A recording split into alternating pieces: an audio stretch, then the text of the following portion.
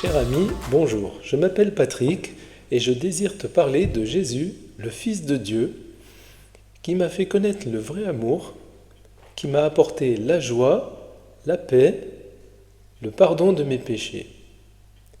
Il est aussi celui qui m'a donné des certitudes sur mon avenir éternel.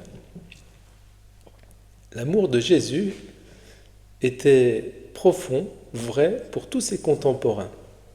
Quel que soit leur âge, quelle que soit leur origine, quel que soit leur caractère, quelle que soit même leur culpabilité, Jésus les aimait. Jésus ne regardait pas leur passé. Jésus ne regardait pas leur couleur de peau. Même ses ennemis, Jésus les aimait.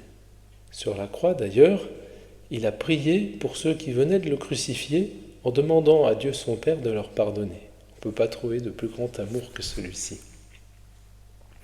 Cet amour le poussait à répondre aux besoins des malheureux, en particulier des malades. Il guérissait les aveugles, il guérissait les sourds, il guérissait les estropiés, il rendait totalement libres ceux qui étaient démoniaques en chassant les démons. Voilà l'amour de Jésus. Il ne demandait jamais d'argent, il ne comptait pas son temps.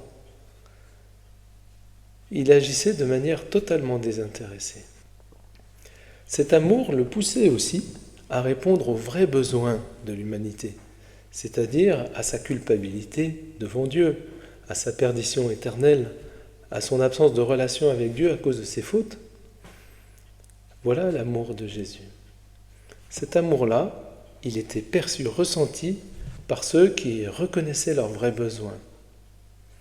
Et ce sont des foules entières qui allaient auprès de Jésus pour l'écouter et pour être guéris.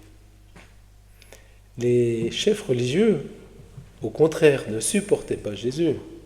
C'est eux d'ailleurs qui l'ont fait mettre à mort. Ils ne le supportaient pas, parce qu'il était tellement différent d'eux. C'était le jour et la nuit, on peut dire. Eux, en général, étaient hautains. Ils s'estimaient vraiment au-dessus des autres. De plus, en général, ils étaient hypocrites, tatillons, exigeants, légalistes. Jamais ils n'auraient visité ou mangé avec quelqu'un qu'ils rangeaient dans le groupe des publicains et des pécheurs, comme ils disaient. Les publicains, ce sont les collecteurs d'impôts qui pactisaient avec l'ennemi romain.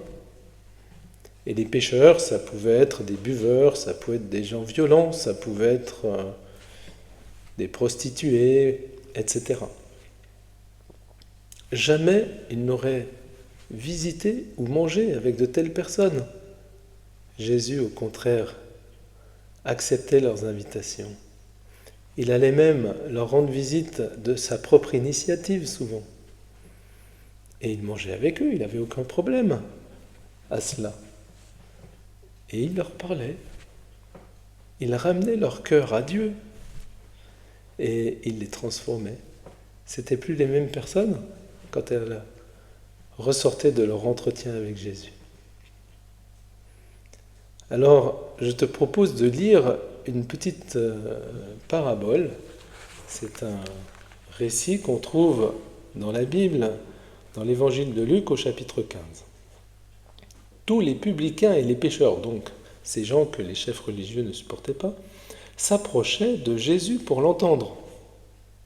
Mais les pharisiens et les scribes, donc justement les chefs religieux, murmuraient « Celui-ci accueille des pécheurs, donc des coupables, et mange avec eux. » Jésus leur dit alors cette parabole.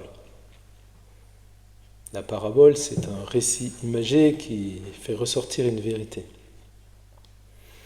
Quel est l'homme parmi vous qui, s'il a 100 brebis et en a perdu une, ne laisse les 99 au désert pour aller après celle qui est perdue jusqu'à ce qu'il l'ait trouvée ? Quand il l'a trouvée, il la met sur ses épaules tout joyeux.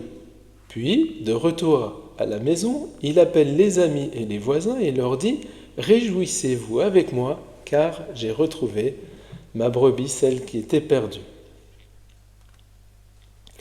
Jésus ajoute « Je vous dis qu'ainsi il y aura de la joie au ciel pour un seul pécheur, un seul homme coupable, qui se repent, qui regrette profondément ce qu'il a fait, plus que pour 99 autres, 99 justes, qui n'ont pas besoin de repentance, c'est-à-dire des gens qui s'estiment justes et qui pensent ne pas avoir besoin de se repentir.